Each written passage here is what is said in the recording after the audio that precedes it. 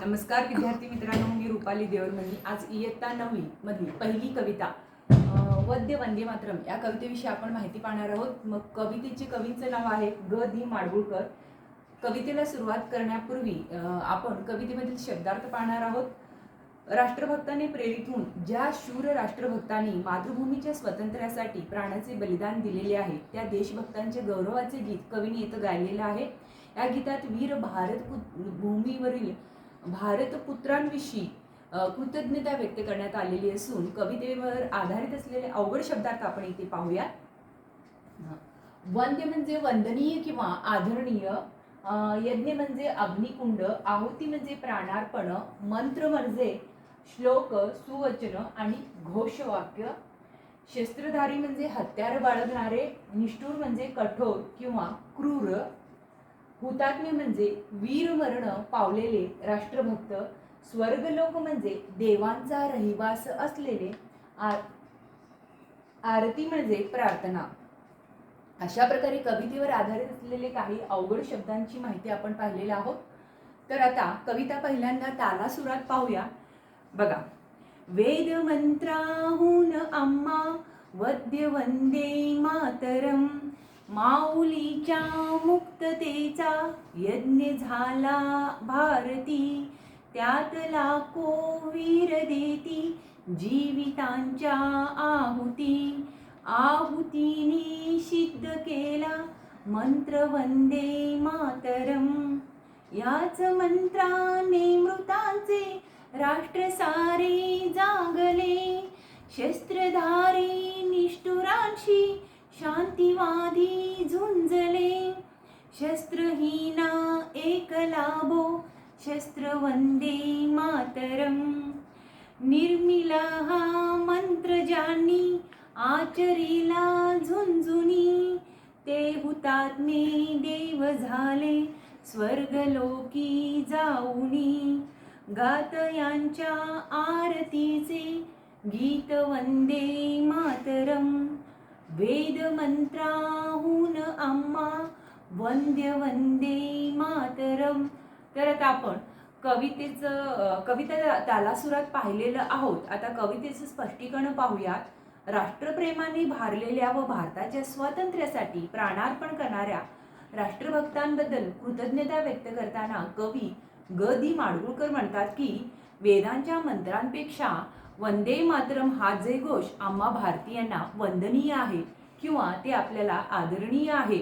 तर माऊलीच्या मुक्ततेचा यज्ञ झाला भारती, त्यात लाखो वीर देती जीवितांच्या आहुती, आहुतीने सिद्ध केला मंत्र वंदे मातरम. म्हणजे स्वातंत्र्यपूर्व काळामध्ये या भारतवर्षात भारत मात्याला पारतंत्र्यातून मुक्त करण्यासाठी धगधगता स्वातंत्र्य संग्राम म्हणजेच यज्ञ करण्यात आलेला आहे किंवा त्यावेळेला मोठा एक स्वातंत्र्य संग्राम म्हणजे स्वातंत्र्य युद्ध म्हणजे एक प्रकारे मोठा यज्ञ झालेला आहे. त्या स्वातंत्र्याच्या अग्निकुंडात लाखो प्राणांच्या आहुती किंवा प्राणांचं बलिदान त्यांनी दिलेले आहेत. लाखो देशभक्तांनी आपल्या प्राणांच्या बलिदान त्यांनी दिलेले आहेत. त्यांच्या पवित्र बलिदानाने वंदे मातरम हा मंत्र निर्माण केलेला आहे.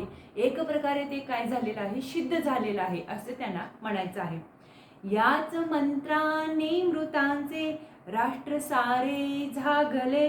म्हणजे वंदे मातरम या मंत्राने त्यावेळी मुरदाड झालेली व स्वाभिमान हरवून बसलेली लोकांमध्ये राष्ट्रीयता जागृत निर्माण झालेली आहे किंवा राष्ट्रीयता जागृत झालेली आहे.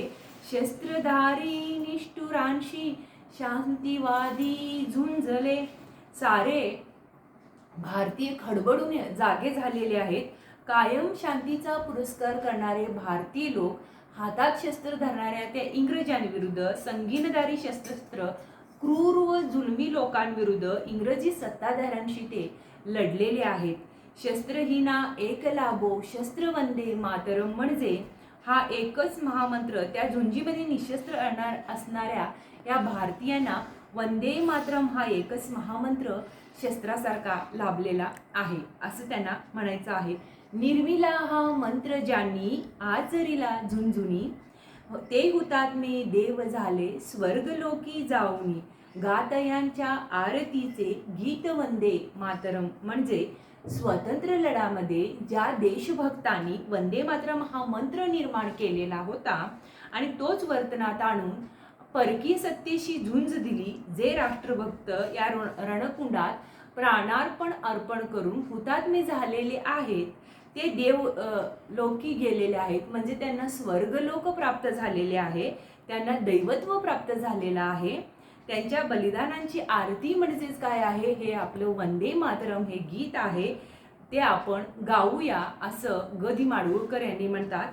निर्मिला हा मंत्र ज्यांनी आचरिला झुंझुनी, ते हुतात्मे झाले देव झाले. ते सर्व हुतात्मे काय झालेले आहेत, दैव झालेले आहेत किंवा त्यांना दैवत्व प्राप्त झालेलं आहे, त्यांना स्वर्गलोक प्राप्त झालेला आहे. त्यांचं आरती आपल्याला गायचं आहे, म्हणजेच वंदे मातरम या गीतानं त्याचं आरती आपण गाऊया, त्याचं गुणगान आपण करूया असं त्यांना म्हणायचं आहे. म्हणून वेद मंत्राहून आम्हा काय श्रेष्ठ आहे, तर मंत्र वंदे मातरम हे श्रेष्ठ आहे असं त्यांना म्हणायचं आहे. अशा प्रकारे वंदे वंदे मातरम ह्या कवितेबद्दल आपण स्पष्टीकरण पाहिलेलं आहोत. असेच व्हिडिओ पाहत राहा, लाईक करा, शेअर करा, सबस्क्राईब करा. धन्यवाद.